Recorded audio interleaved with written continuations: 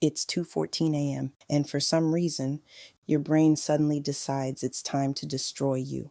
The room is quiet, the world is asleep, but your mind, it's loud, too loud, and maybe the strangest part is that depression doesn't always feel like sadness at this hour. Sometimes it feels like an interrogation, like your entire life is being placed under a microscope against your will.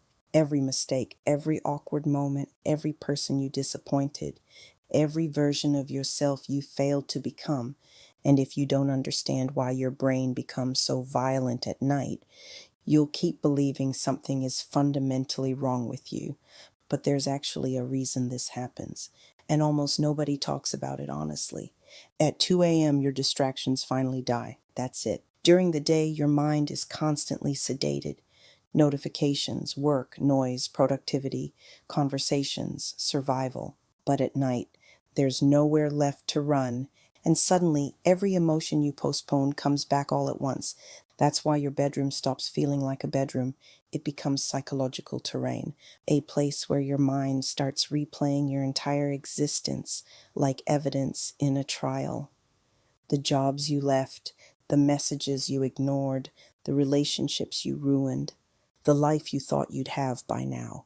And your nervous system reacts like you're in danger because emotionally you are. People think depression is emptiness, but honestly, depression is usually overcrowding, too many thoughts, too many fears, too many unresolved versions of yourself fighting for attention at the same time. You should be doing more. You're wasting your life. Look at everyone else. You're falling behind. And the terrifying thing is, after hearing those thoughts long enough, they stop sounding cruel. They start sounding true. That's when depression becomes dangerous. Not when you cry, not when you break down, but when self-hatred starts sounding logical. And modern culture makes this infinitely worse. Because now, even at your lowest moments, you can open your phone and watch thousands of strangers perform perfect lives for you in real time. Perfect routines, perfect skin, perfect discipline, perfect happiness. Meanwhile, you're lying in bed trying to convince yourself to brush your teeth. So you start feeling guilty for being exhausted, guilty for being sad, guilty for being behind, guilty for not functioning correctly. But I need you to hear me carefully. A human nervous system was never designed to live under this level of psychological pressure, especially not alone. A few months ago, I had a night where the emotional noise became unbearable. Not dramatic, not cinematic, just heavy. So heavy that even moving felt expensive. And I remember thinking, I don't want to die. I just want silence. That thought terrified me because I realized something. I had spent years trying to fix myself like I was broken machinery. But you cannot optimize a suffering soul the same way you optimize a productivity system. So I made one small rule, a rule that honestly saved my life.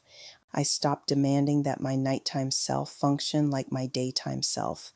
That changed everything because instead of trying to win the day, my only goal became survive the night. That's it. Some nights my only achievement is drinking water or taking medication or not disappearing into my own thoughts completely.